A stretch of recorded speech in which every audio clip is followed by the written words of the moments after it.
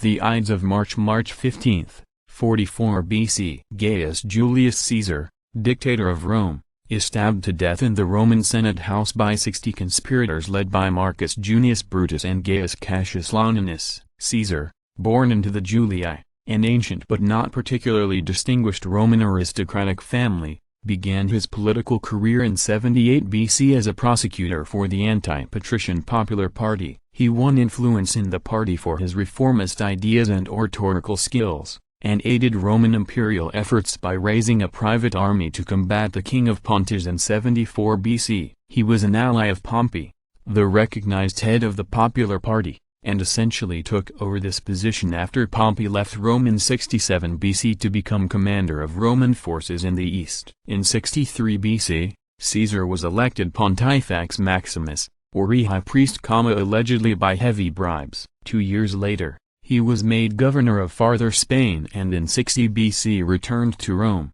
ambitious for the office of consul. The consulship, essentially the highest office in the Roman Republic, was shared by 2 politicians on an annual basis. Consuls commanded the army, presided over the Senate and executed its decrees, and represented the state in foreign affairs. Caesar formed a political alliance, the so-called First Triumvirate, with Pompey and Marcus Licinius Crassus, the wealthiest man in Rome, and in 59 BC was elected consul. Although generally opposed by the majority of the Roman Senate, Caesar's land reforms won him popularity with many Romans. In 58 BC, Caesar was given 4 Roman legions in Cisalpine Gaul and Illyricum, and during the next decade demonstrated brilliant military talents as he expanded the Roman Empire and his reputation. Among other achievements, Caesar conquered all of Gaul, made the first Roman inroads into Britain, and won devoted supporters in his legions. However, his successes also aroused Pompey's jealousy,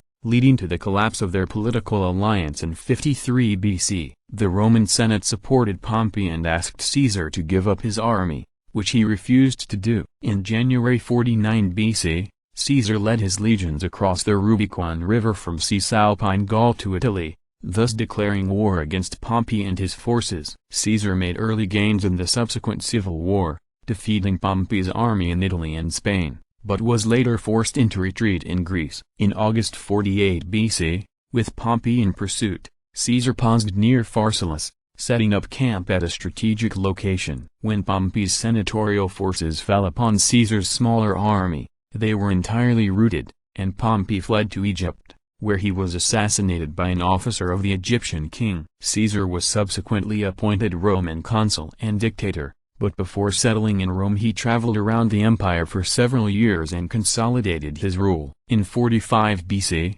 he returned to Rome and was made dictator for life. As sole Roman ruler, Caesar launched ambitious programs of reform within the empire.